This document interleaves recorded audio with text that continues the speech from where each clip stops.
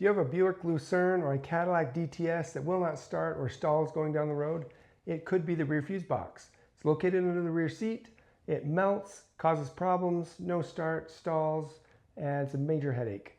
At the dealer, it's $600, $700, $800 to get replaced with the new parts, and it's just so frustrating. But you can fix it yourself in vehicle, easy.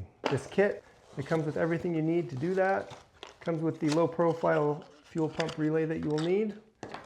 Comes with tools, parts, and pieces to drill it out, clean it up really well, and replace the damaged parts. So then you're back on the road, you've saved a bunch of money, and you know it's done right. Check us out at renegadesolutionscompany.com to order or for any questions, and I hope you have a great day.